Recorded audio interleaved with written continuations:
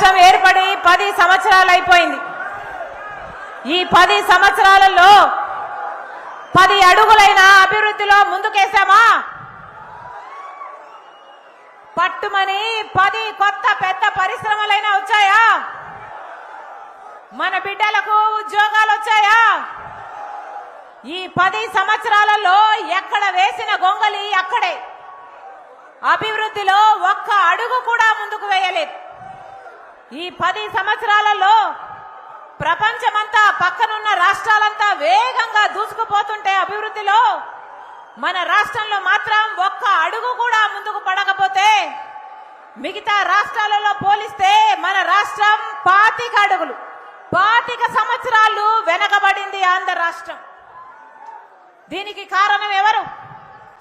దీనికి కారణం ఎవరు?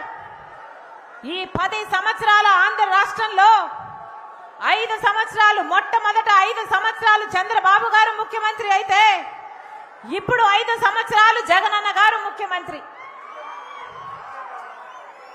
10 సంవత్సరాలలో కాంగ్రెస్ పార్టీ ఆ రోజు రాష్ట్రం ఏర్పడే రోజున 10 సంవత్సరాల కింద 5 సంవత్సరాలు ప్రత్యేక హోదా కాంగ్రెస్ పార్టీ ఇస్తానని అంటే ఆ రోజు మోడీ గారు చెప్పిన మాట, తిరుపతిలో పుణ్యక్షేత్రంలో నిలబడి మోడీ గారు చెప్పిన మాట 5 సంవత్సరాలు ప్రత్యేక హోదా సరిపోదు, 10 సంవత్సరాలు బీజేపీ పార్టీ అధికారంలోకి వస్తే 10 సంవత్సరాల ప్రత్యేక హోదా ఇస్తామని చెప్పాడు మోడీ గారు. నాకు భక్తి ఎక్కువ అని చెప్పుకునే మోడీ గారు తిరుపతిలో నిలబడి ఆంధ్ర రాష్ట్ర ప్రజలకు ఇచ్చిన హామీ, ఇచ్చిన వాగ్దానం 10 సంవత్సరాల ప్రత్యేక హోదా. ఆ రోజు చంద్రబాబు గారు మోడీ గారికి మద్దతు పలుకుతూ అదే సభ 10 సంవత్సరాలు సరిపోదు, మాకు 15 సంవత్సరాలు ప్రత్యేక హోదా కావాలి అన్నాడు. ఊసరవల్లి కూడా చంద్రబాబు గారి దగ్గరే రంగులు మార్చడం నేర్చుకుంది. ప్రత్యేక హోదా అయితే సంజీవినా అన్నాడు. ప్రత్యేక హోదా అవసరం లేదు, మేము ప్రత్యేక ప్యాకేజీ తీసుకుంటాము అన్నాడు. తీరా ప్రత్యేక హోదా కోసం ఎవరైనా పోరాడితే వాళ్ళ మీద కూడా కేసులు పెట్టాడు, వాళ్ళను కూడా జైల్లో పెట్టాడు.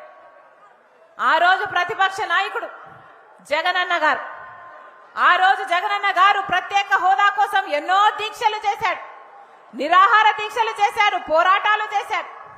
ఆఖరికి జగనన్న గారు ఆ రోజు చెప్పిన మాట, ప్రత్యేక హోదా కోసము ఎంపీలందరము మూకుమ్మడి రాజీనామాలు చేద్దాము అన్నాడు. మూకుమ్మడి రాజీనామాలు చేస్తే కేంద్ర ప్రభుత్వం ప్రత్యేక హోదా ఎందుకు ఇవ్వదో చూద్దాము అన్నాడు జగనన్న గారు.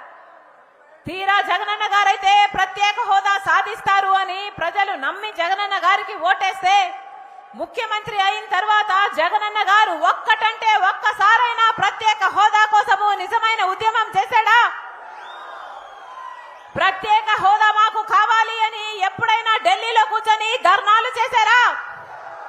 ప్రత్యేక హోదా మాకు కావాలి అని ముక్కుమ్మడి రాజీనామాలు చేద్దామన్న జగనన్న గారు ఇప్పుడున్న ఎంపీలతో ఎప్పుడైనా రాజీనామాలు చేశారా? లేకపోతే ముక్కుమ్మడి రాజీనామాలు చేస్తాము అని కనీసం బెదిరించారా? ఒక్కటంటే ఒక్క నిజమైన ఉద్యమం చేయలేదు ప్రత్యేక హోదా కోసం.